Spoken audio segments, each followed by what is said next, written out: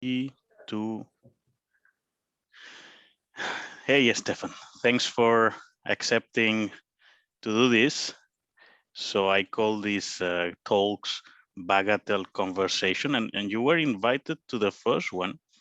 You may remember it, and it was with some software that I didn't know very well how to use, so the recording was wasted, and I had to do the transcripts of the whole thing.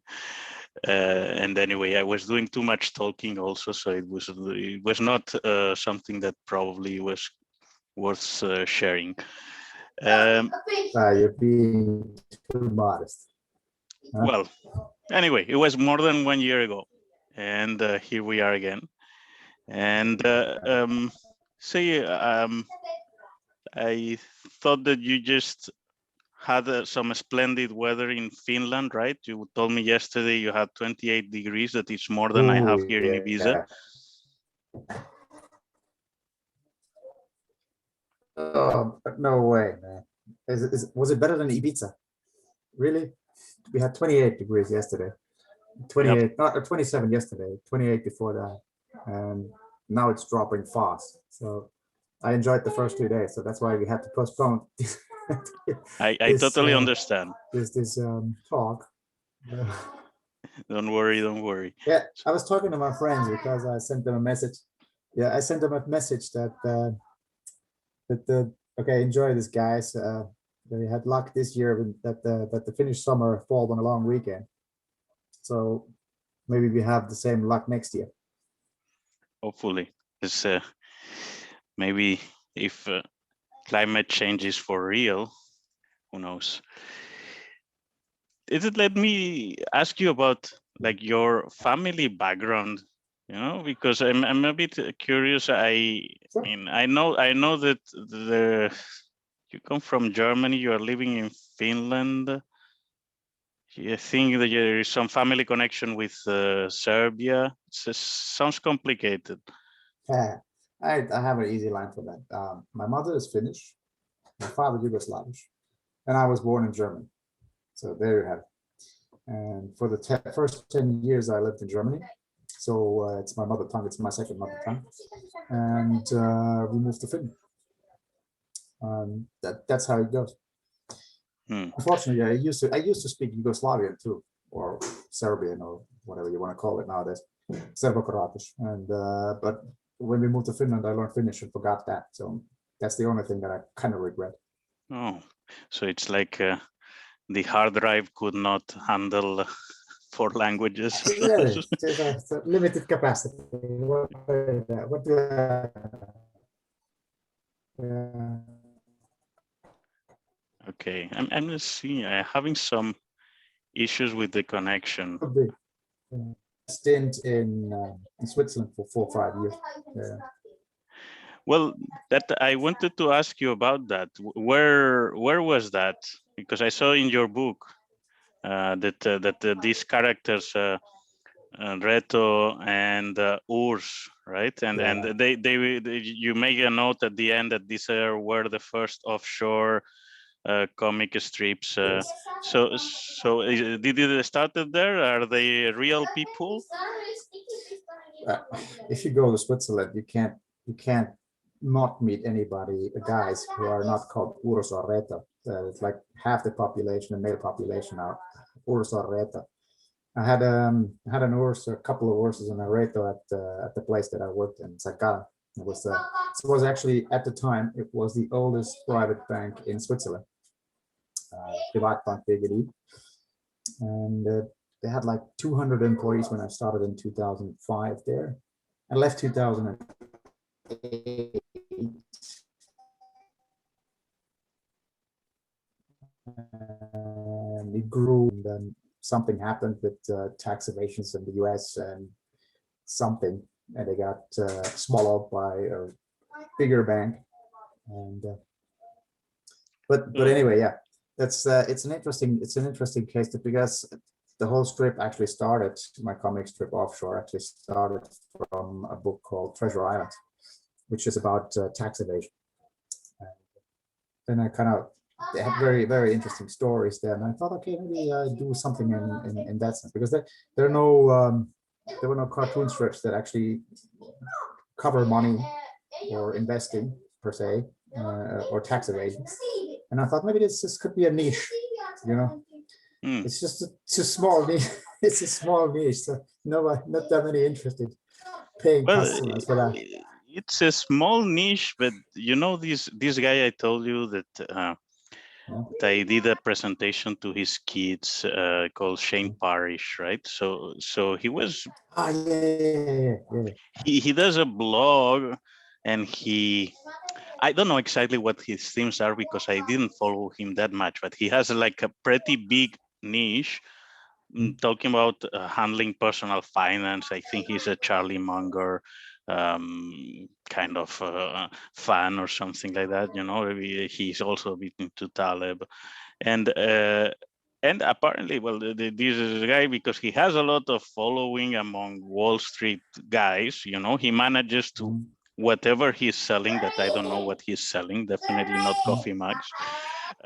He manages to make a good living, I think, out of so he quit a Wall Street job to do his blog full time, you know, because I mean it's a niche, but a very one that it's very price insensitive, so to say. So I wonder if your niche is the same kind, you know? Yeah, I'm hoping, man. I'm hoping, because usually the ones who are interested in what I'm doing or the humor that I'm creating are people in the banking industry, and they usually have money. So it's not like I'm producing something for the poor here. It's everybody can enjoy it if you want to. Yeah, but But I test my stuff with are my teenagers. Yeah. And if I get a slight reaction from my teenager, I know I'm onto something. And then I tested it with my wife and some other people as well. And sometimes it just goes. She doesn't understand it, and I find it hilarious, and she doesn't understand it. So there we go. well, I find it sometimes difficult to understand myself, but I don't know if it's the financial background or Finn sense of humor. You know, that this is it's I don't know. I can say, but anyway, I see that I maybe I got your bang for your buck. It is sort of your masterpiece, ultimate collection, right? And then in the introduction, you say something like, well, you want to be relatable because that's what Scott Adams told you directly, that you need to be relatable, and that well, that you are thinking that money is something everyone can relate to, because we all suffer from it, even from the lack of it, or from the excesses, or from whatever, you know. Anyone can relate to that topic. So maybe that's you are brothering the thing a bit more from basically hedge fund managers. Also, you have some strips about the tribe, Taleb, Raphael, and Robert Fry, etc. And well, much broader spectrum about money matters, so to say, in a more generic way. And I think that, you know, I think that this year, and I'll come to that maybe, that is giving you a lot of material, lot. But maybe it's still too specialized, but 2021 is like a very, very comic year for a guy doing comic strips on money matters. Because I mean, I'll just make some list of things. But Bitcoin, and you have done some strips on Bitcoin, GameStop, meme stocks, Dogecoin, SPACs. I don't know. Do they say SPACs in finance, or SPAC? Yeah, SPACs. Just call it SPACs. NFTs, Colonial pipeline down by ransomware attack. I mean, I don't know. It's like a lot. It's an right? endless stream. Yeah, I think okay. Those are over the themes. The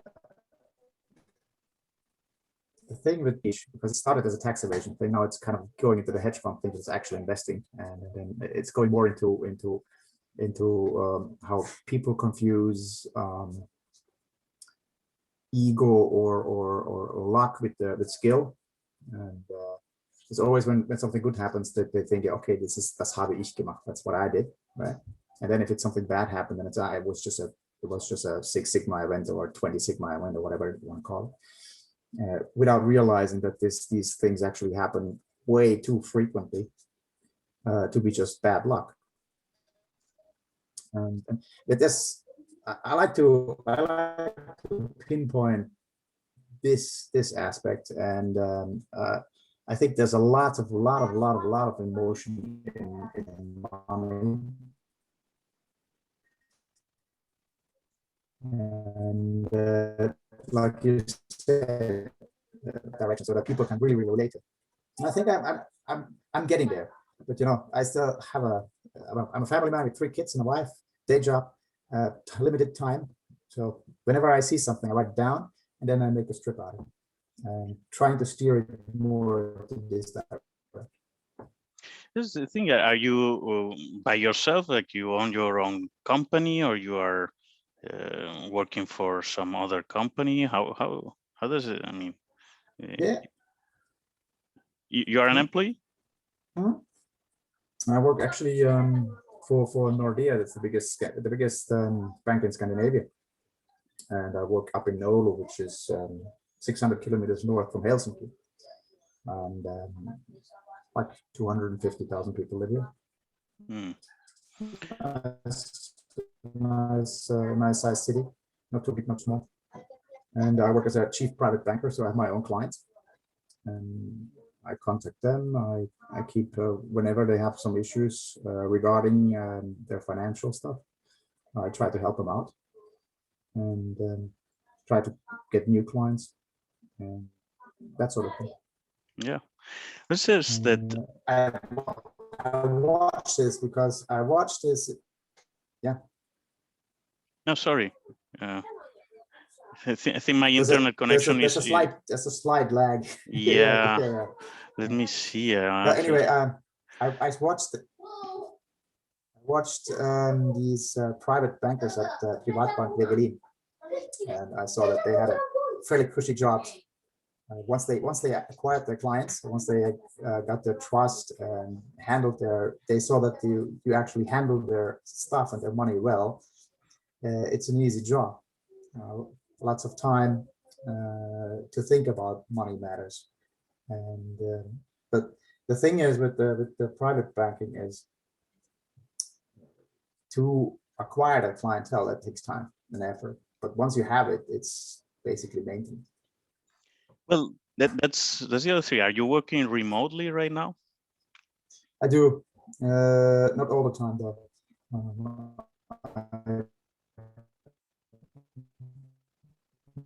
Maybe 50 episodes started. I was working remotely almost the entire spring and almost summer. And then during the autumn, I kind of get back to the office. And now I do like 50-50.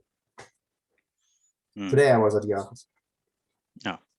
Well, it's still, we are kind of lucky. I think that, that this guy, I don't know if you read, if you read to his new letter, he's called Matt Levin, and he's a former Goldman Sachs banker, and he was saying something about remote working, and it's like, says that basically what he was seeing is that the young, talking about investment banking, but I could say the same about some types of consulting, that the young don't progress, and that it used to be that in investment bankers, like kind of Goldman Sachs as he was, they clocking 90 hours a week the first year, then the second year it will be 75, then the third year it will be 60 and 10 for canapes and some drinks and things like that, you know, and then they start having a life. And then at the end, it's well, a lot of the work, that the technicalities, they know how to do it, and the rest is more socializing or whatever. But that since there is the pandemic, like the young guys are very unproductive all the way, you know. So these are their first year, they are 90 hours, so they are still doing maybe 100 hours because they don't manage to get through all their stuff. And the next year they have not learned the tricks from a sophomore that is there helping them, and they still clock a lot of hours.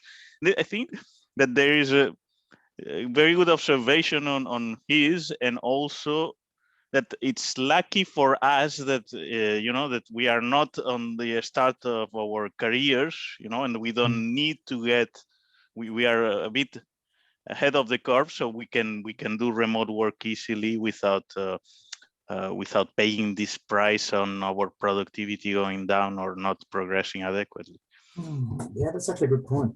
Yeah, I haven't thought about it. I don't. I've read Matt's letters every now and then. I don't regularly do that. I don't really have too much time to go through all the letters that I'm subscribed to. But that's actually a good point. But there's definitely a thing. If for instance, if you're in the client meeting or client acquisition business, which is, in my opinion, the best part, or the most secure part, because everybody always wants to have somebody they can trust, a person they can call. You know, that's something. That's the added value that I actually get. Is that it's not that. Yeah. Many think that, for instance, that like private banker, that you somehow generate some magical alpha, right? It's always better investment results because I'm a private banker. That's not true. Every now and then we have good results. Every now and then we don't have.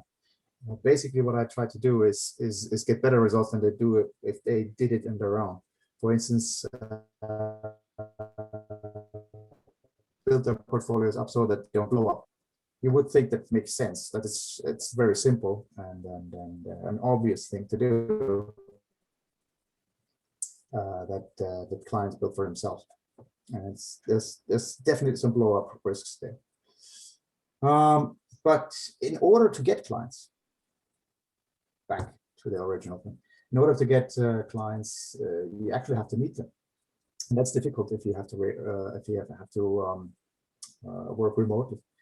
I've done a couple of those, and it's definitely a harsher exercise than if you are able to meet them face to face.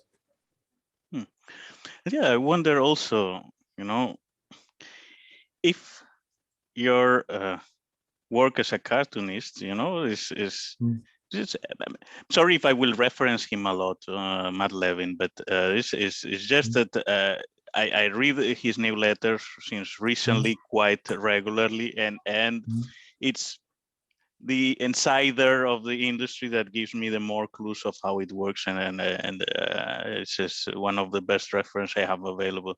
And he more or less, you know, writing about these things, about Bitcoin or whatever. Elon, you know, he has something that he calls, I don't remember exactly how he calls it, but something like the Elon proximity value hypothesis or something like that. And says like anything that gets close to Elon Musk, right, gets automatically valuable, and then whatever Elon tweets about, etc. So then he more or less made in one of his newsletters a comparison with the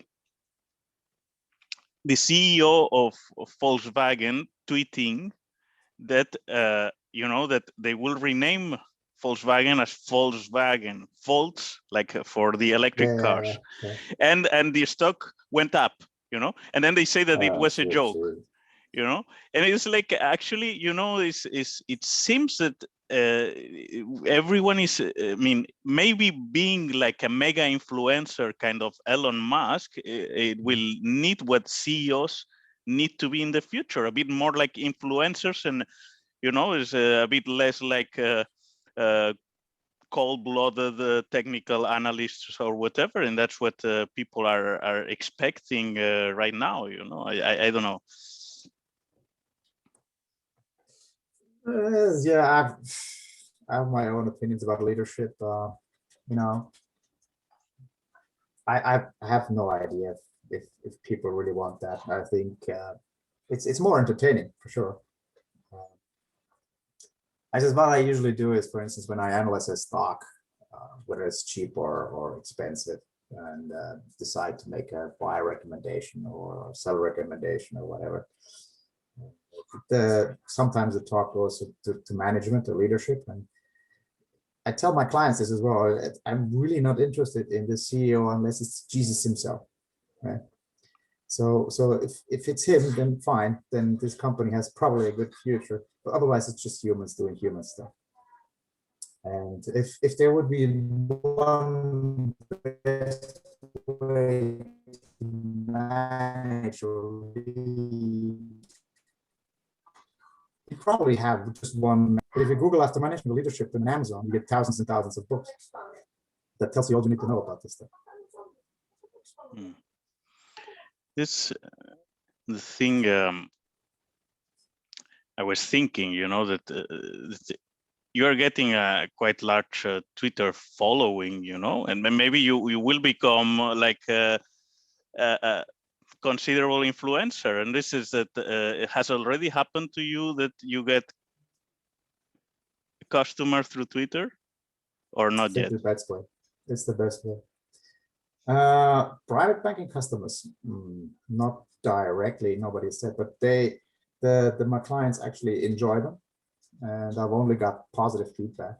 And I think it's also because I make fun of everybody working in the industry, but I don't make fun of my clients. The clients, I think they're fantastic people, just trying to survive in the world just like anybody else. And they're entrepreneurs. Where I come from, we don't really have old money, but it's all new money. It's entrepreneurs who save money and stuff like that. And Earn those money, are right? yeah, it's earned money. They actually know the value of money, and so it's different. And I have huge respect for that. I have huge respect for that. Well, that's something also that, I mean, one can guess through your comic strips, right, that you are a bit disgusted maybe or disappointed about certain practices, or these characters that we were saying, Reto Nurs, that say like they will dump whatever junk that the bank wants to get rid of on their clients. Yeah. And you know, you make that kind of joke, and it's like obviously a joke, but probably things that you have witnessed and that you didn't like, and this reminds me also a bit of Michael Lewis' book that I think you like Michael Lewis because you also quote him in the introduction. Yeah. He's a good writer. I think Nassim Taleb doesn't like him. I think he says something. I have no idea. I have no idea if any of that what he's writing about is true. I just read Liar's Poker. That was the first touch with Michael Lewis, and I think he described that world very, very well. I ordered a book for a trip to Thailand. Yeah, we were going to 2 weeks to Thailand, and I ordered a bunch of books to read on the beach. And one of them was Liar's Poker. And when it arrived, I just read it nonstop. I thought this was really good, and I just ordered the other book. For instance, you have Flash Boys, and then you have you have Big Short and stuff. I have no idea if all of this stuff that he says is happened just as he claims it happened, but it's very entertaining. I'm pretty sure that Liar's Poker has to be the closest to that, in the sense that he talks about himself, right? His experience in the industry, in Salomon Brothers, whatever. The others, he's doing more about journalism, so to say. And I think that's where like Nassim criticism comes, that maybe some of that journalism is not that accurate, but the books read well. Yes, he's a good writer, and I think also he was a bit disappointed with some of these things and became a full-time writer. And maybe someday that will be something that some position that you might be in. I don't know if you would you like that, to leave away all finance job and do 100% writing, or it's It's a fine good to you to question. keep it a bit as a hassle? It's a very good question. I would like to respond 100% yes. That would be great to do this like just a cartoonist, right? And just pay my bills with this. But I'm not quite sure because I get my material from this. I keep my I'm still interested in the markets. I see the reactions of private clients. I used to be on the institutional side, which is quite boring to be quite frank. Although people usually think that the institutional side does the smarter things, I totally disagree. And then I switched to the private side, where I actually handle people's actual money, the firms that they own, their money. It gets so much more interesting because they actually want to see returns. They don't just want to cover their ass. And many of those trips, the beginning of your question was actually many of those trips where I make fun of some particular practices or person. It comes from reality. I've seen that it's not a I would say it's not the mega trends in banks, or for independent advisors. I think, for instance, there are many good banks out there that usually do very, very good stuff, but then you have some certain, I call them kiosks, who have these practices or are very small and then just do this one sort of business, which I question. And I have I totally, how do you say? I kind of dislike the practices, so that I make fun of them. Okay, so it's not that widespread. So I mean, it's just also again, when I read about, for instance, what happened with GameStop and these guys buying meme stocks and pushing the value up. It happened last year with Hertz, and it's happening with other companies and so on. Some traders, there was a guy who I used to follow on Twitter called Michael Harris, for instance. They seem not to like it. It's like it's injecting like entropy or whatever. These things are too random. I don't know very well. I mean, what would be like the trader's point of view or on being seriously or sort of bothered with day traders doing these things? Is it because it would be illegal if three of you would gather in a room and do the same thing, or what is this ethical? It's more like it makes your living more difficult? What's about it? You're going into something that's tough to describe. Most of the stuff is not black and white. Most of it is usually gray. I have no strong opinion about the game stuff. I just say it like this: if as a professional myself, I would never go into these discussion rooms and try to push or pump something like this. It's interesting to follow. It's very, very entertaining to follow from the side how this happens. Could you get you in trouble? I'm seriously interested. Sure. I mean, if you are trading, let's say, I have this idea that might work within these guys on Taleb Twitter. Bialetti, that Taleb likes this coffee from this coffee pot called Brica and so on. They say I do as well. Okay, let's. If we decide, all of us, we are going to be trading Bialetti stock. It's trading in Italy, and we keep pushing, etc. And we do this on Twitter, and we do it coordinated way. Could we get like in trouble for doing that? Or you should be. It's manipulation of some sort. Would you have it? Would you have this on the front page of your local newspaper? Yeah, I would not. I would not. This is also this. The thing is that I mean, there is the aspect of the pump and dump kind of a scheme, bit of whatever, if you want to call it Ponzi or whatever, that I acknowledge. But I also see part of the phenomenon of these meme stocks personally. Interesting. Also, it's a bit like crowdfunding. I don't think that they will ever, these guys, these kids on Reddit will ever pick like a disgusting company, or they will. I mean, some company that it is whatever. Trying to sell GMOs to third world countries or something like that. They will just pick companies they like. AMC, it's like a theaters.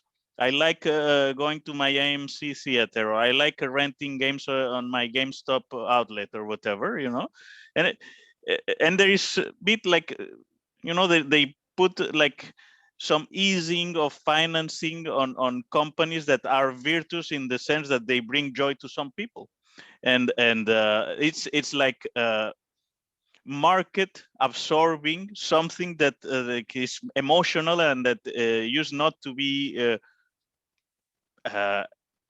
like bringing any premium into the market. Now these companies might have a shot of getting better financing conditions or whatever.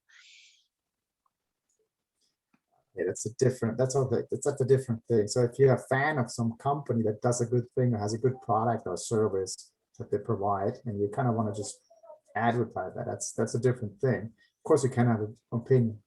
I, for instance, if I'm as a chief private banker, I can't just, I have to look at these things. For instance, I can't just push something. I have to really analyze them and then see how it goes. But for instance, with GameStop or any of these other things that get pushed by some crowd that says, hey, let's just buy this, or maybe GameStop actually. My kids used to buy stuff from GameStop. We used to go there. We had actually a GameStop in our town too, and I went there and I was kind of disappointed that they kind of stopped that thing. They just cut the store here in Oulu, which is kind of sad. But that's different. So I don't know. Yeah, but really sometimes the borders are a bit blurred. I don't know. I mean, first, also, I think when on GameStop that I try to follow, not a lot, but part of it, there was institutional money into it. So some guys like that were doing the charts about how much volume had been traded or something like that. There's no way that Robin Hood guys can be doing this. There must be guys. Well, it says, and you had like Elon and Chaman tweeting about that. So there were some of these whales that were also behind it. So it's yeah. I find it funny. There's a couple of things I find it funny, for instance, from GameStop is that in America, where everything is possible, everybody has one vote, right? And capitalism rules, democracy rules, and stuff like that. And all of a sudden, when you have these guys going to Robinhood, and they see that, I think it was Citadel was owning Melvin's Capital, and they had to bail them out with $3 billion or something like that, which is a huge loss for one hedge fund.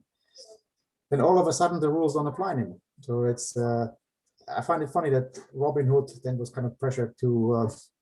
It looked like they got a pressure in that hey, you guys don't let your customers buy GameStop. It was cut like they could buy one stock. It looked like that, but it seemed that it was more complicated, and I don't know the intricacies because these guys were I don't know using CFDs, and they needed to have liquidity, and they could not if they're whatever, if Melvin was their client or what.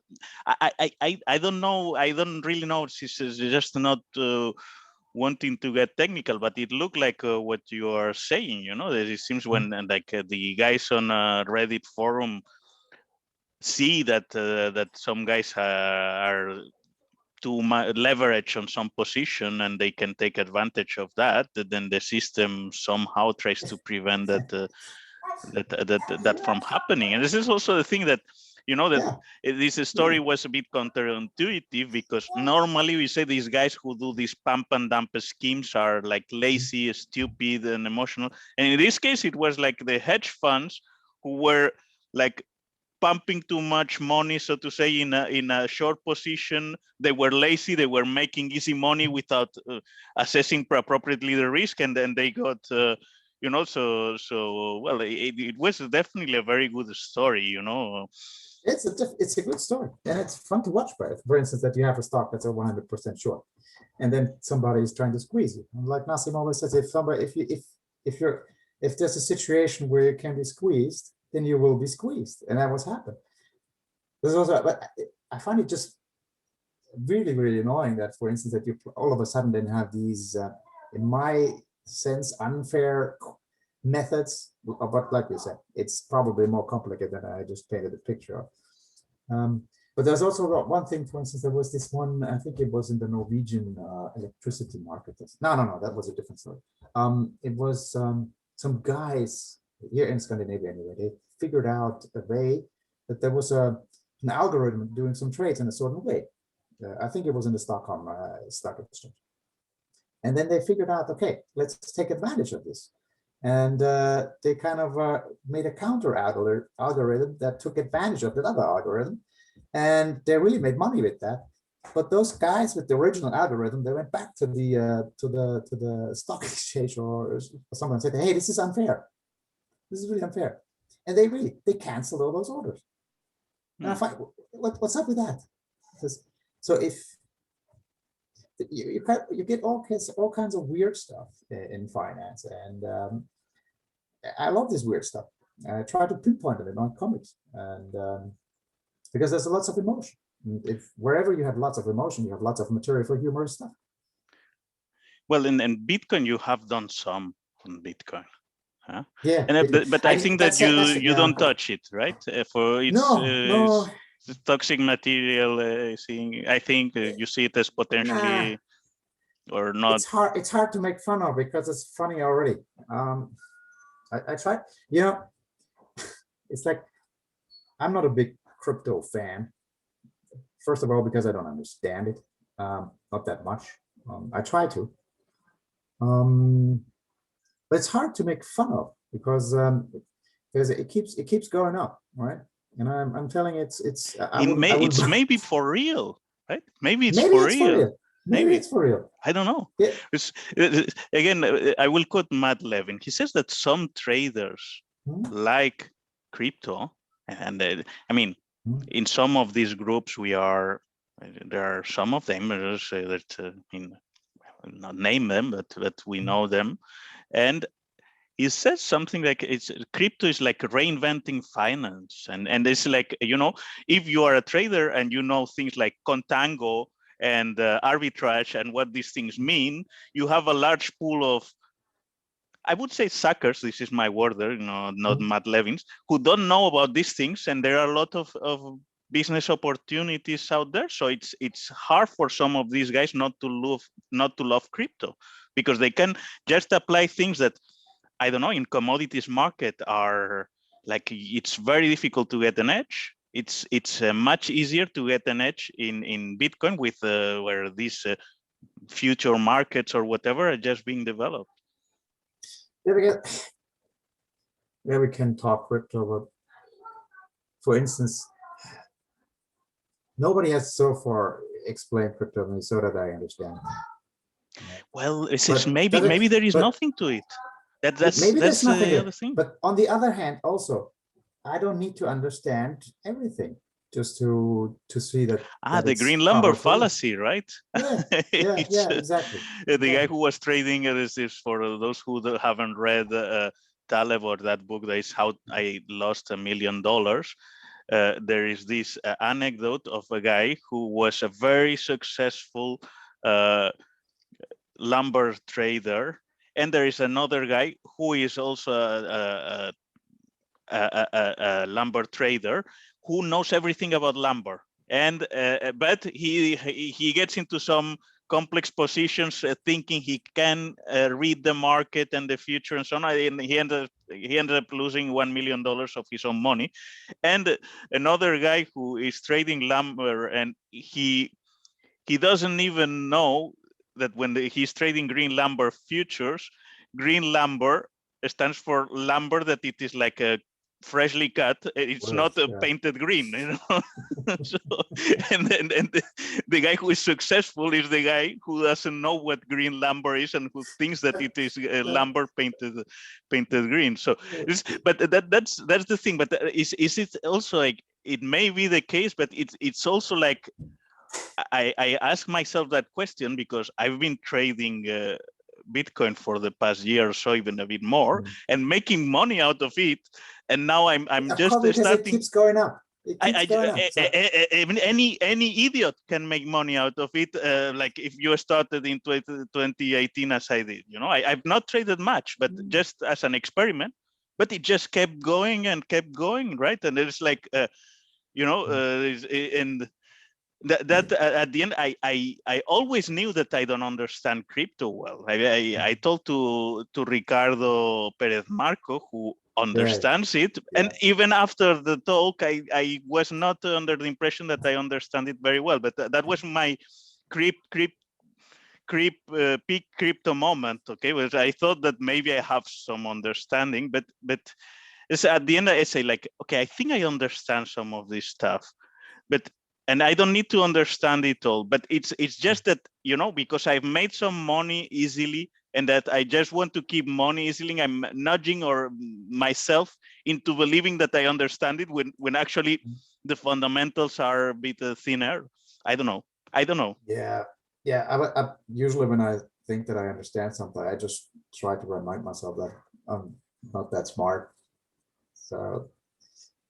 Yeah, but if you know that, like, it's like if you're an ignorant and you know that, it's much easier to know what you need to do, right? Whereas if you're an ignorant and you don't know that, it's like much easier that you become a turkey. It's much happier life, though. So right now, I just don't know if I'm just an ignorant who like is missing out, or if I'm an ignorant who knows he's an ignorant, and maybe will be about the few people in the world who has made some money about Bitcoin before it collapses, you know?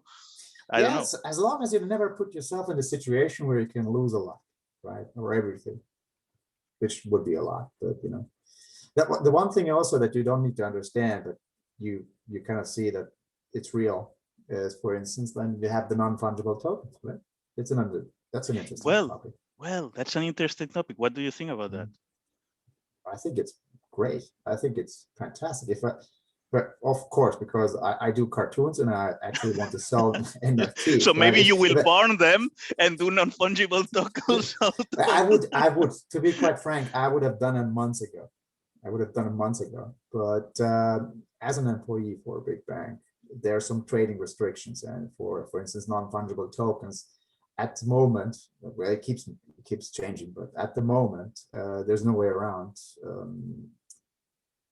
cryptocurrencies. And if you are not allowed to do any cryptocurrencies, then that's pretty much it. That's a game changer. I'm trying to figure out a way around it, but and if it's for real, for instance, if it's for real, I was pondering about this while driving my son to basketball practice, and I think, okay. I kind of was bugging myself. I'm kind of missed out on the big wave here, and could have made a few $1,000 or hundreds or whatever. And think, okay, but if this thing is for real, then does it really matter that you're some sort of a first coming pioneer in that thing? Because the things that you read, for instance, from NFT artists, that he was here in 1999 or 2019 when this first started, and blah blah blah. Is it really so that only the guys who at the very beginning know what they're doing and then doing this for the first time are the serious artists and selling for big money? Or is it really a market where serious art or good art It doesn't matter if it's bright at the beginning or comes at the end. Well, at the end, I see it. I'm not an expert, obviously, on that, and I see it as you. It's art. So then, if it's, I mean, if it's art, well, first it will be, is this here to stay or it's a phase? I tend to see it as a phase. I mean, I have Cave a hard paintings time were to a understand phase. it. Cave paintings were a phase too. So, Well, that's the thing, man. The thing is that you had this guy Marcel Duchamp, right? That put an urinal into an exhibition or something like that. And you that said, was like, you know, that fantastic. Or the banana, these kind of the duct things, tape exact. banana. You said like that ended it. So it may have been relevant when he made the point anything can be art, or he was a bit trolling guys who were doing the exhibitions or whatever. It made sense there, but like 100 years later, we are still having that kind of art, and actually it seems to sell better. And if you are in I find it a bit sad, and you had all these Twitter accounts that are a bit trash and so on. And I understand that, that find it a bit sad that that's what being an artist is today. Is pretty much about that. The guy who will try to copy what Van Gogh or Rembrandt were doing, that guy will not be considered a very serious artist. And it's been like almost a century of this, and it hasn't vanished. So maybe NFTs are here to stay. I don't know. I don't know. I'm gonna try it at some point, at some point. I'm following it fairly closely and see what goes. I find it very, very interesting. Because on the other hand, it's like any of these things. If you really think about it, it's just a JPEG, right? Anybody can copy that. So if you have the original one, so what does it really mean? Because if everybody can have it, right? Yeah. Look at it, but you can work. But still, if you have guys it's who meta art. it's $100 million, it's $1 billion business. Let's see that. I mean, it's meta. It's like, I mean, one of the NFTs that sold the best, I think it was a guy who bought a Bansky painting. That the painting, I think, was something like, the painting was to be auctioned, and the painting, it was saying something like, "Hey morons, are you going to pay a lot of money for this?" Right? And then a guy got this, he put fire on it, and then he sold it as an NFT, and it sold like for 3 times the price of the whatever, the poster or the graffiti that he had bought. And it's like, it's making a prank on the guys who are buying, and it's making some of this conceptual art. It comes to that, so to say. And in a way, it's brilliant. It's stupid and it's brilliant at the same time. I think it's but that's also what makes a good artist, and that's such a difficult question. Maybe we can talk about that. And it's I mean, also it's talent is not enough. It's a bit what we were saying about being an influencer. Okay, so it's just giving you an example. Okay, I have my sister. She writes children's book, and I think she is very talented. I sincerely, of course, she's my sister. There is also that children's book I have seen for my nephews and so on, that are often very boring. Sometimes people just buy them like without paying a lot of attention, the parents or something like that. It's not very difficult, seems, to stand out in that particular niche. And she's pretty good. She's good. She's talented. She's good, but I think that talent is not enough. You have to be. There are a lot of or there are talented people writing children's book, and then you have Meghan Markle, who has written a children's book. She's not even doing the drawings herself. She has subcontracted it to some other guys, and she will sell like, I don't know, 1 million of those. And it's this quote that I was passing to you. That let me recover it. It was Jean de la Bruyere that he said that I this asymmetry, right? That it is easier for a mediocre book to get a name because of the reputation of the author, than for an author to get a reputation because of an excellent book. See, an influencer, and it's this. Anyone in the editorial world knows this. Okay, so Lionel Messi puts his name into a book, and it will sell. You know, you do a book that it is a very good book, actually, the one of a talented person. You know, this is, and it will thank not you. sell it just because the book is secondary. It's just the name, what is behind the book or the story or whatever you want to say about it. And it's, I don't know. Does this frustrate you, or I mean, see, Of course, no. in this sense, you know, I tell you that you may need to become like an internet or a Twitter influencer first, and then your books, rather than the other way around, you know, then your books will sell, Yeah.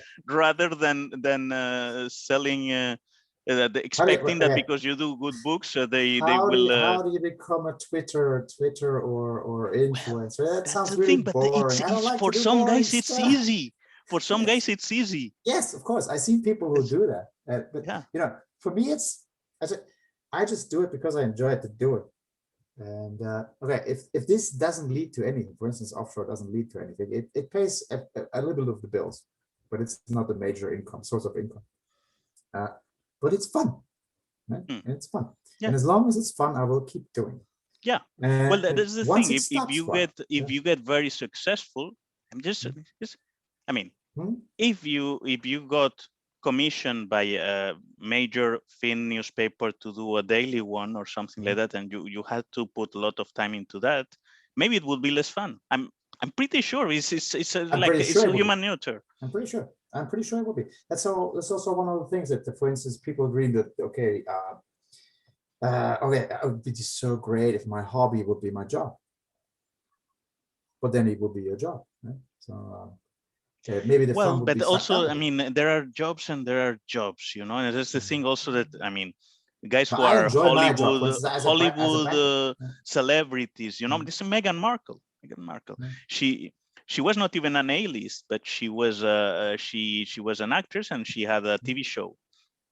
So I'm sure that, you know, I don't know if they do 10 or 15 episodes a season or something like that. Maybe she's working for 4 or 5 months a year, a bit, and then she doesn't have a lot to do. This is just repeating about her, you know, because just presenting the, and yeah, apparently like she was obsessed or a bit like into the royals, and I don't mm, think that it's like a bit of it was an absolute coincidence that she ended up mating with Prince Harry. Maybe she made that happen somehow. This is probably the yeah, same kind of talent that you also need to get casted into a major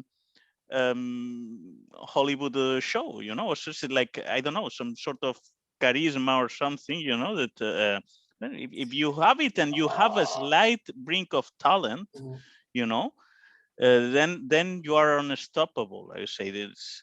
It's it. I was. maybe. But is there something like an overnight success? Really, I'm very skeptical about those things too. Because maybe it's just this is my thinking. Okay, is maybe if you do something you enjoy, you don't go for perfect, because I hate perfect. Perfect is like an initiative brain and suck. It's when people try to do something perfectly, they usually don't even start because they're scared. That's why I hate perfect. But getting better is good. But if you do enjoy doing something, like better at it all the time, and you stick around and you sort of kind of slowly build up an audience and you get positive feedback, maybe at some point, maybe you get reached some sort of a magical tipping point where all of a sudden everything you just said, that you become an influencer or something, happens. Maybe just people stop too early. Maybe. Maybe I this. don't know. But the thing is, in order for you to figure out to stick around, right? you actually have to do something you like to do, because I've never seen Well, people. I think probably also to be good, you have to enjoy it somehow. It's Yes, of even course. if it sounds like whatever, like this is repeated and it's like I don't know how to say in English, but like used speech or something. There's some truth to that. It's just like I mean, um, the thing is also, some people are very talented, and I think that they are almost meant to be a success because they are very good at promoting themselves. And I'm just thinking about Yeah, Salvador yeah, Dali, the okay, painter. Okay, so yeah. you have these two painters, Salvador Dali and Joan Miro, right? You know them. Yeah, So these Catalan painters, they are both incredibly successful, but it's also that I think that I suspect that someone like Dali would have become successful whatever he touched. He had this flamboyant personality. He was good, like designing furniture. He was good, like designing the attrezzo for a play, of a theater play. He was a good writer. He was funny, he was he I mean, he was a sculptor and a painter, and yeah. it's also he would have find someone. It was impossible to miss him, and he had this bigger than life persona that it was probably partly made up character of his obsessions or something. You would have missing. You would not be possible to miss him. He made movies also. He somehow at some point I see like it was almost an unstoppable force. He had to succeed, and then you have Joan Miro. Let's check before this call. His works, even the most rated works, sell even better than uh, than Dali's. Okay, so they have like Really? one. Yeah, they Well, just that's a like surprise. Miro's best painting are over 30 million, like in some auctions, and Mhm. Dali's is slightly over 20. So and that's the thing, that this guy who was almost the opposite personality. He looked like a bourgeois. He was orderly, punctilious. It's like nothing like a bohemian. He was a calm, modest guy. He Mm. spoke very little. It's just like, and let's presume they were both into the surrealist circles, but Joan Miro like get out of them before than Dali did. It's Mm. that they were like equally talented. So that they both were talented, but uh, one was meant to be a success because he was the best promoter of his own persona, and the other one, I don't know, but just trying to look at this, that equally talented, but the other guy, there were like several events. Probably he was probably very friendly with like insiders, because Mm. probably he was an interesting man or someone you can rely on or something. He was very friendly with Cezanne. He was friendly with Jana Hans Arp. With all these guys who were good friends of him, like Jose Luis Sert, who was a painter who did a mural for the UN or something. He got commissioned to some Mm. important works. Both of them, Dali and Miro, I think both they benefited because there was the Spanish War, and they had more or less to leave Spain unwillingly, or they didn't feel very safe at the Spain, so they left, and they made it big in the US. So this was a bit like probably some unlucky event that turned it into their advantage, and also I think that for Joan Miro, this is one hypothesis of mine, is that the guy he sold a picture to Ernest Hemingway, and Ernest Hemingway like fall in love with that picture, And he wrote about that painting, La No, Masia there or you go. something like that. And it's like, you have someone like who has a cult following, who starts treating you with that uttermost respect or something like that. And then it probably picked that up, because I think up to that moment he was like semi-successful, and shortly after that he began to sell seriously well. He says he could Hey, not but afford you have the. to, That's why you have to stick around. That's why you have to stick Yeah. around. Because you have to expose yourself to sort of free options that you get all the time. Exact. So and Well, then as long as maybe they someone did can not fix it. stop, he like Joan Miro. He was the son of a blacksmith, Yeah. so he did not quit painting to follow his father's trade or something, right? He stuck around long enough to become a success, not as a young man, maybe as a 45-year-old or whatever, but then the Yeah, rest it of his takes life time. was easier. Yeah, because he saw the money in painting.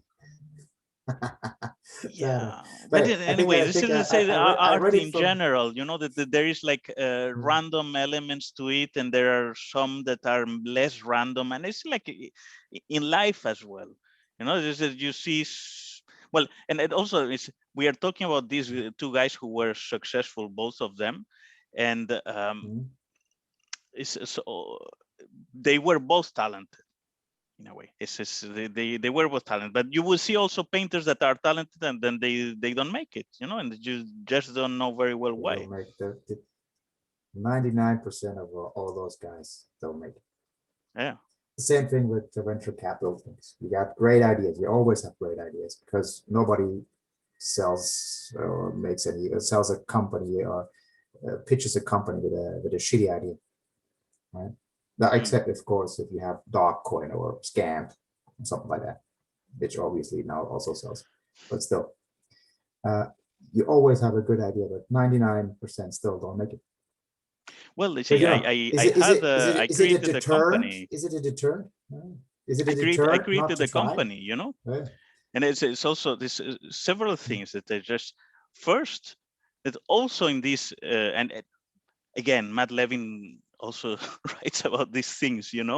that, that at some point, when you create such a company, you have to make people dream, and doing things that could approximate, this people game metrics and things like that when they are trying to raise capital and that kind of sort of things, And it's, well, there will be some things that are unacceptable, but there were some things that are almost expected out of you to do. Since I created an app that was publishing adverts or something like that, it was just expected because some other guys were doing similar things to put fake adverts in my own app, to make it look like if it was for real, even if there were not people doing that. It is like I managed not, and I was not good at doing those things, It's also Yeah. I learn about myself, There's also like I got a call from television, for national television. We were on some local channels, but from national television, they wanted to know about my company, and Mm. instead of overplaying, and it's like that would maybe Yeah, have gotten this me is the some best minutes thing on ever. air. I say, like, we are still very small, we are getting started. It's just me and some guys. Then as I was, this was over the phone, I sensed like how the person was losing interest into the thing, Yeah, yeah, they were looking Uh, for a store. so yeah, well, so yeah, you have, I mean, sometimes in some domains to bullshit your way out, and art is You mean like probably fake it till like you make it? yeah, and Mm. art is even more probably, that it's that aspect is even more prevalent that it would be in something like venture capital, or I don't know, I guess. Well, I think with the art is that usually people who do art, they like art, so it's easy for them, but they don't like to, you know. But yeah, if you don't, and that's why they automatically also believe in it. But I believe in my art. I think my comments are great. I think it's so. I think Yeah. it too. Is it like, I mean, also uh, that if you were a ghostwriter for Scott Adams, your comics would be selling very well, I'm sure. You know, this is just I mean, that as good as he said, probably he even knows that. You know him. Yeah, he It was many of says, his. Yeah, it's just basically he was looking for. He was creating a new website a couple of years back, and he was looking for some content outside his comics. Right? I think that never realized, but still, he was looking for content, and then he was looking for submissions. And I thought, okay, why not try with this? And I sent my material, and he liked it. He saw a lot of time in it. That's why I still have it in my Twitter header. Your talent is great. I actually asked him whether I can use that, and he said, "Yeah, go nuts." And then I used that. But then he also gave me some advice about which direction to push it. And I just wanted to keep it in the realm that I'm interested in, because if I'm not interested in some topic, then that's probably not going to be fun. yeah. My topics are now money and stuff like this. And yeah, sorry. And it's like I said in my intro, for instance, in my book, that I pushed it into the money direction, because I could do comics about family. Maybe I will do some days comic about family life and the mundane routines that actually everybody goes through. But whenever I take that as a topic, I'm still kind of getting bored. And getting bored is really not a good mental place to be if you want to be funny. When I was, it's also something that I liked about Bang for Your Buck. Very short explanations, sometimes giving context. So you were saying like the bird character that you had lived in Switzerland or things like that. It was snippets, okay, not much, but just enough to get a better understanding. Or that the bird character used to be called LLP auditor, and then it was just P bird and things like that. And so you get a bit better understanding out of it. You know, it's just. Maybe this is suggestion I make to you. Maybe you put like biographical snippets and then the cartoons, and maybe it worked for me better than just the cartoons. You know. I thought about that. I have it on my webpage, but I thought about putting a book too. That's like Ibanez things with the clever and smart. He has also. What's his name again? You know him. He's like this guy. Okay. Oh, of course, Ibanez. Yes. Ibanez. I always call him Ibanez. Ibanez. Francisco Ibanez. Of course, he made my youth years. You know, I was like a #1 fan. Yeah, me too. He's like ultra famous in Spain. He's I mean, it's great artist.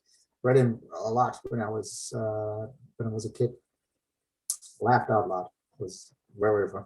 If you look at it, my art is pretty much influenced by his art. The other thing is the Asterix and Obelix and stuff like that, or Lucky Luke. I like those. Well, this is then because you are into that. Maybe develop more the characters, because I mean, once you have read through your strips, you know The Economist, you know Robo-Advisor, you kind of start getting their personality. But normally it's just 3 drawing strips and people, if not having a context, and it's a bit difficult to get a context. And maybe if you did like a strip with a story, like developed along several pages, I don't know, it must be super hard, I presume. That's hard. You know what the thing is, it's a certain type of humor that all comic strips have actually rely on, is repetition. And then in humor, it often works if you know a character, if you know the character, that he always behaves this way, and you put him in different situations and he always behaves that way, and that's why you get some sort of reactions. That's what That's what all comic strips have in common, and that's what I'm trying to build. And because it's new, for instance, most people don't know offshore, but everybody knows Calvin and Hobbes or Dilbert. So you kind of have to stick around long enough and get people interested that they read him, so that they see that the trader is dumb and selfish, that the economist is just someone as an intellectual yet idiot, that the people and stuff like that. And I'm kind of trying to do Traders that. are dumb, Stefan. It's like, I mean, No. they Simple. It's a simple. it's just okay. I'm asking because I don't know. I tend to be impressed, with some of these.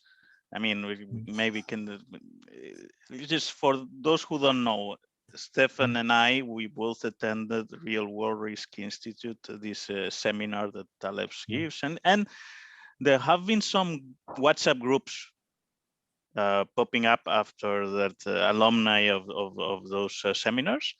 You are active in some of them, and there are groups for investing, and there are people posting stuff there that I don't understand very well, and so on. And it is just that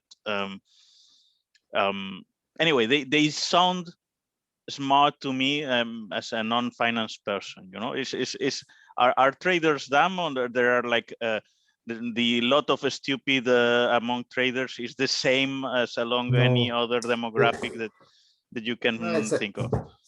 You have to kind of be smart in trading, really, really careful. I used to do, I did some trading when I was very, very young, for 3 years.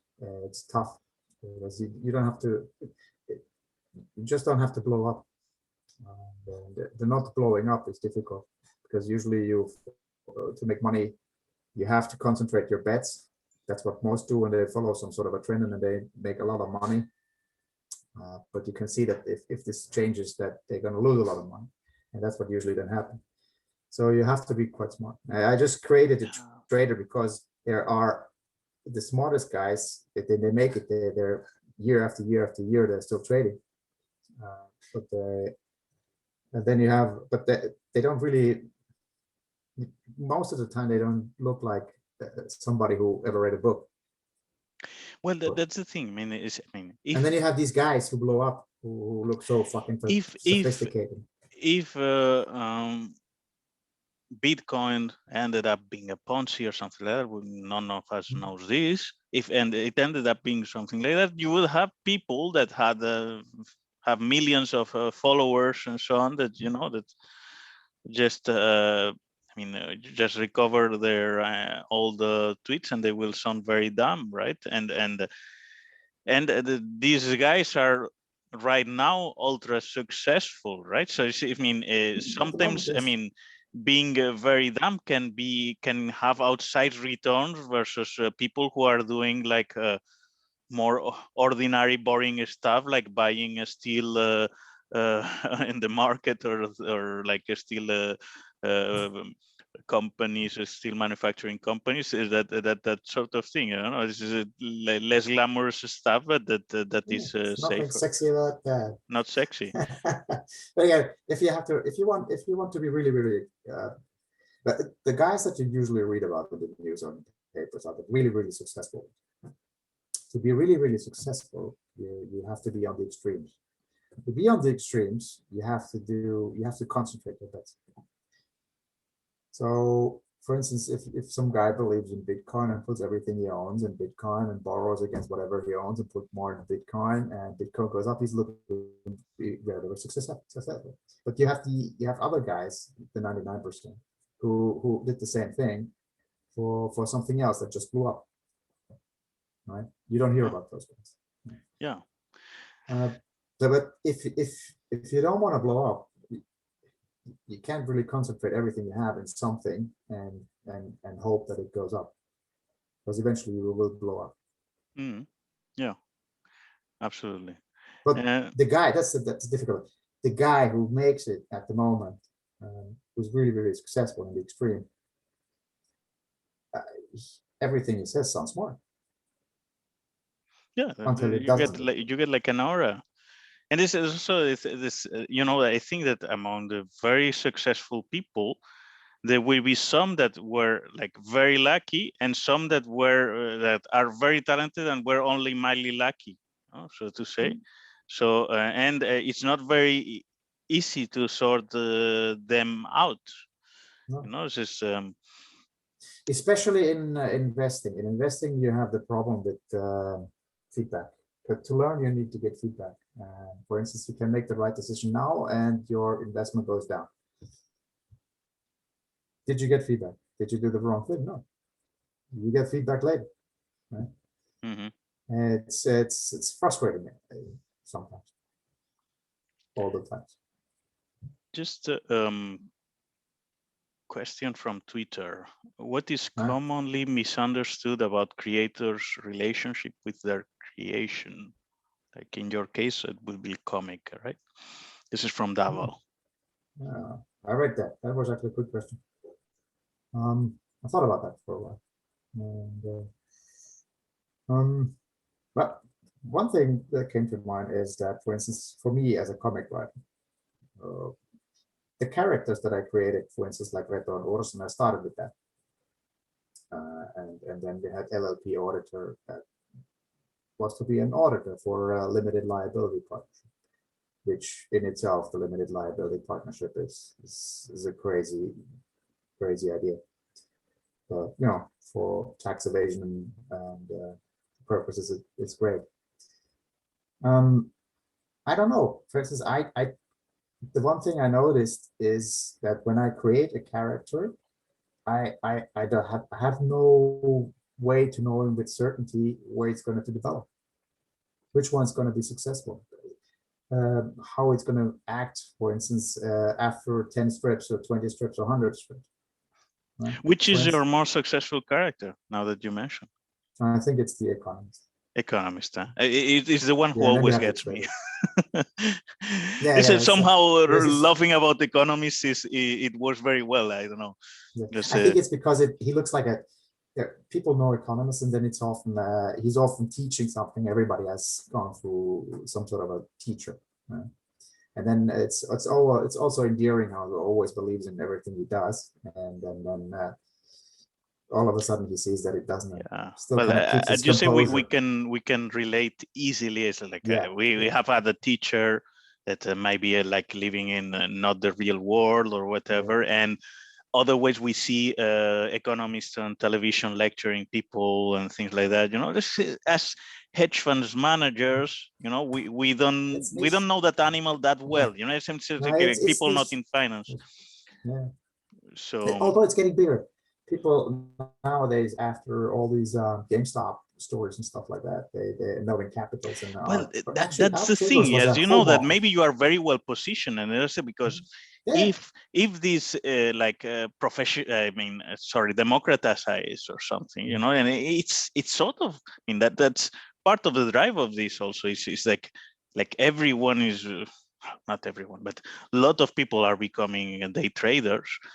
Well, and then you want to get this kind of content, of course, and everyone, when you are not doing this, and I can talk for myself, it's also, I see myself reflected in some of your cartoons, and not in a good way. It's just like, you know, momentum trading and things like that, and like, you know, just buying stocks because other people are buying them, that kind of thing. I do that kind of thing, you know, but it's a fair point. I take it, you know. But that's a human thing, because that's actually probably my most successful comic is the one where you have the two dumb fund managers pointing at a screen and looking at the screen, trying to be smart and think that stocks going up, and let's buy them. What if them falls? Let's sell. Then we sell. That's where you sell the more coffee mugs. Yes, that's true. No, actually, I think it's still the toilet one where we have don't fuck with the tail. It's still the most popular. Okay, this is also Daniel Batty from Twitter says like something about the whatever logistics of the coffee mugs. I don't know if like, he said like we could forget about that. I don't know if you know about that, because I remember, you know, that I will now give me my credit. Is you were not selling coffee mugs when I started the webpage Antifragilista, and I said maybe you should be selling coffee mugs. Is that working well? The coffee mugs, Yeah. Nah, it's it's it's I just I like to do them for if you, I'm actually really amazed that people give me money to buy my comics and then my stuff. I set it up in Printful because that's through Gumroad. Okay, Gumroad is my main thing where I sell my digital stuff, but Gumroad has also some sort of an association or cooperation with Printful. So because they were asking for copy mugs, stuff like that, I wanted to try it out. And then you see it, it's like it's no risk for me because when it's an order gets in, it goes through Printful. I have everything set up. They print it, they send it, and stuff like that. Then whenever it is, I don't have it's inventory risk, so I don't have like 100 mugs there that I need to sell. It would be probably more profitable that way, but I don't. I just don't like the risk. I just don't like the risk. And I just like that if somebody wants to have a coffee mug with a strip on it, I'm gonna provide it. And then every now and then I get asked, hey, can you put this strip on a coffee mug? I'll do it. I'll do it. Yeah. The thing is only that it's I think the most of the money is like with the book on Amazon.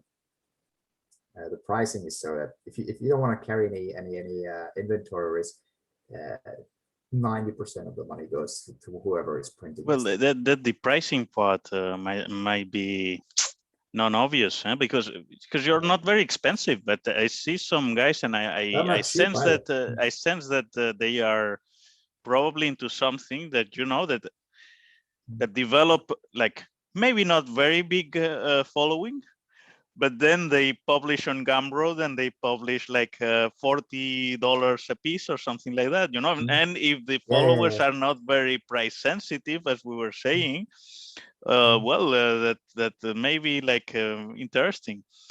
Let's see. I'm checking out, for instance, like if you have like okay, if you have a comic book that's bigger than, for instance, the normal dildo, and I sell it for almost $30, I can charge 50. I don't want to charge $50 for something like that. Yeah, you don't feel good about it. I don't. No. Yeah, it's still a comic book, okay. And then you have for the digital stuff. Okay, there I get more money because Gumroad only keeps a fraction, which is very good for the artist. But to be quite frank, I enjoy most of my cartoons to read in the book form.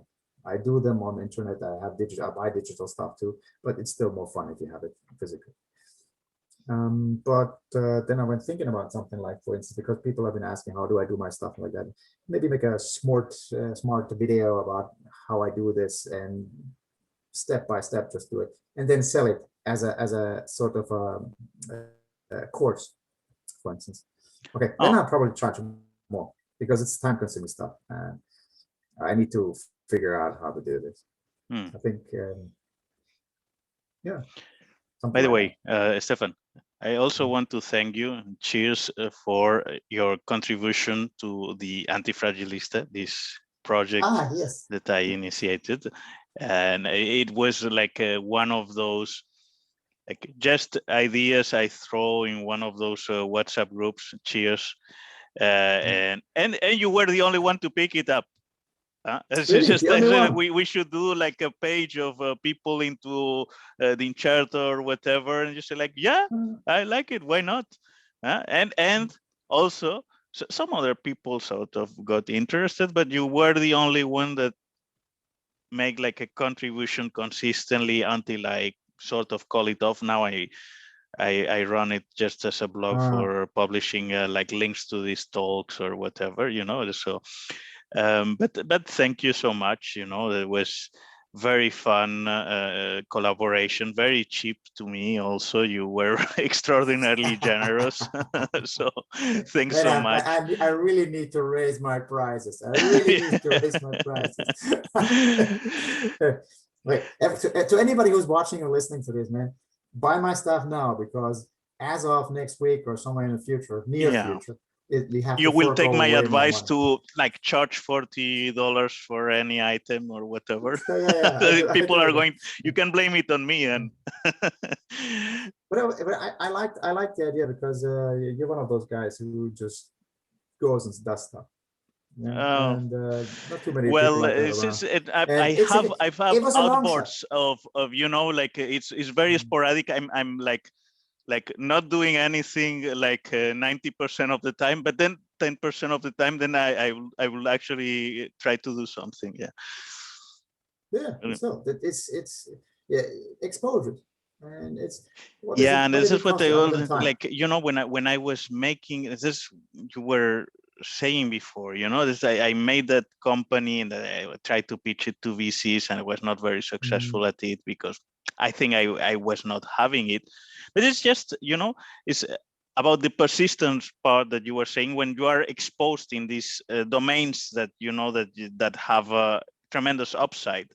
I was thinking just a stupid example to close it, but when I was having this company, we were charging. The idea was charging for meals that people would have done at house, and now you have the pandemic, and now in Spain during the pandemic, if you want to take a flight to anywhere else or something, you have to pay for a PCR test, and there are a lot of labs that they don't have their own. They don't know how to do a web page, right?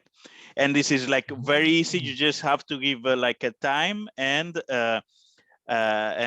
charge the amount and give like a reservation code or something like that. It's super easy. It's like the same kind of thing that I was doing, but even easier. And probably it's kind of expensive. This test can go 70, 80, 90 euros. So just you get a fraction of that revenue. It's like, if I had persisted a little bit more or something, and I had the correct, this maybe I would have been able to pivot into the company that provides web pages to these labs or something like that, but I just closed the shop when the pandemic was just starting, and there was now getting it started again. It seems like I'm running late for that. So but that's just to make the point of the persistence part. That you never know. Even sometimes you say like you have to call it off, but sometimes persistence pays, and it's very difficult to know when will be the case. That's the trick. That's the trick because it's always okay. Take a shot, then bang your head against the wall, and then stop. But when do you stop? Really? And for instance, if you like it, keep doing it, right? Because nobody knows what life is all about, right? So just pick No, something there you is not do one answer. enjoy. Life is something different for different people. Yeah. But if it's kind of preferred if you find yourself a success in life or success anyway, and you need to be successful in life, you need to be successful in something. If that's your thinking, then it's a big bummer, and you're putting a lot of stress on yourself. I would just take the easy route here out and just pick something that's fun, and then just stick with it and see how it goes. Some that people seems just like an excellent advice, excellent life advice. Yes, that's something I found out years ago. I'm stuck to it. I'm very, very happy. And but some people just, for instance, they like coming up with new ideas, coming out new business opportunities, new companies, and stuff like that. I'm not that kind of type, but some do. They just jump from idea to idea and idea. I respect that, and sometimes it just hits some of them are your clients, no? You were saying as yes, many of them, or most of them. And, but it's like a funny thing is always when they interview an entrepreneur who made it. Saw this company somewhere, and then you have it in a local paper and blah blah blah, and then say, okay, what's the secret to your success? That was you work hard, you stick to it. They tell you that I had like my pitch. If I became a success, that at the end, ultimately, that's the thing. Like I was reading recently a book from a guy who was a physicist, but he ended up working at Goldman Sachs as a trader. It's Emmanuel Derman, and this guy, he was saying, if you are sincere, every guy who goes into physics he dreams about making a discovery of a new theorem or something like that. You know, there was, you don't go into physics, you become an engineer or something, you know.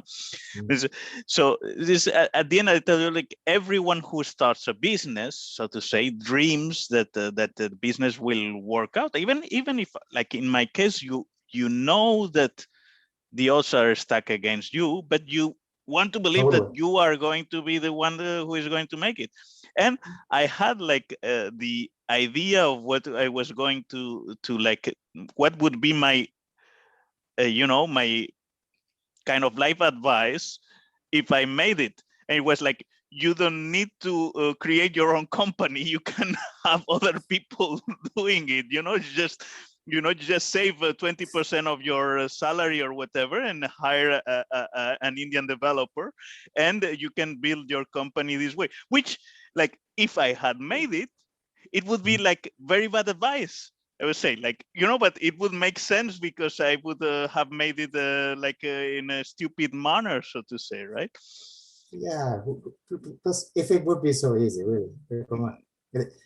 Everybody who made it has some sort of steps who made it, and they all work hard, and they all have this idea, and then nobody talks about the guys, the 1,000 guys who did the same thing but didn't make it. That you don't do this, okay? It's just that like sometimes pointed out on Twitter, and this guy I follow also on Twitter, and that I also talked to him, and his name is Scalas, you know, and he does this tweets, and he said, like, you know, that many of those guys who are giving life advice are giving advice that doesn't translate well. You know, and at the end, like I remember one of your tweets that was like, you want to be a success, like you marry someone rich, you become like the son of, you are an inheriting from someone rich. That's like the quickest way to success is like that, you know. So this is that's the kind of the thing that, well, this is the kind of advice that always translates well. You know, you want to be wealthy, marry someone wealthy. You know, is this, you can miss it. Like you dedicate all your passion to whatever you like or something like that. You know, that's risky because, you know, people like things they are not especially good at, and that sort of thing, right? So anyway, we have been talking for more than 1 hour and a half. I think that people will losing their attention.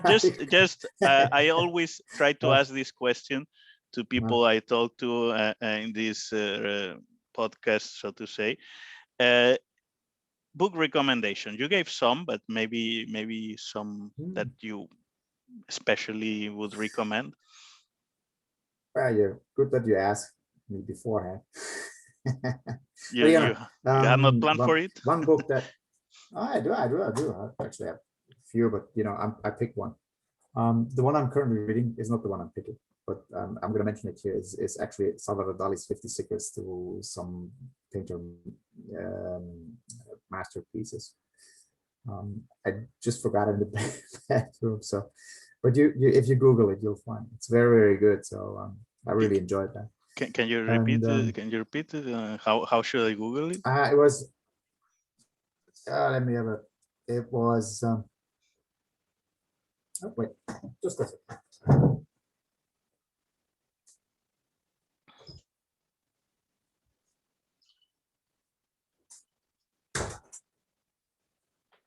Yes. Okay. Yes. Oh, I appreciate that. He was a good writer. You know, he was a funny long guy. Sentences. Long sentences. Yeah, he was a complicated man. You know, this is like also, and the funny thing is also he wrote like with he didn't fall into the normal orthographic rules, you know. It's like he had like a horrible, I don't know if in the translations, I think in the translations they don't respect that, but he wrote with an horrible orthography, and he mixed the French with the Spanish and things like that, you know, which make like a unique imprint to whatever he was writing or saying, you know? Yeah, it's the same thing that for instance, if you're Italian, it's you sense for a way this is not written like any normal book. It's different, that you had short sentences and really long sentences and stuff like that. and it's fun. But that's not the book I'm recommending. The one thing is that I'm recommending is, and that's probably nothing new, but this one. Oh, I adore that. Yeah. Very good book. I really, really, Yeah. really like that one. And actually, this is, I will ask someday when I feel it appropriate, Rory Sutherland to do one of these talks. See if he's up Yeah, to. please do. Yeah, He's a funny guy. he's very funny. He's very insightful, and it's also has many of these points like things that don't make sense and that work. And this is very very mind opening. Yeah, this is Excellent actually totally recommendation. underrated book. In my opinion, it should sell probably way more than it does. Yeah, I agree. I totally agree. It's very enjoyable. You read it in a day. Thank you so much, Stefan, again for your time. Sure. Cheers. Thank you And very much. I'm gonna go and refill. Get your refill and But have a great weekend. Thank Hey, you. and thank you for having me over here. Okay. Thank you. Bye. Bye.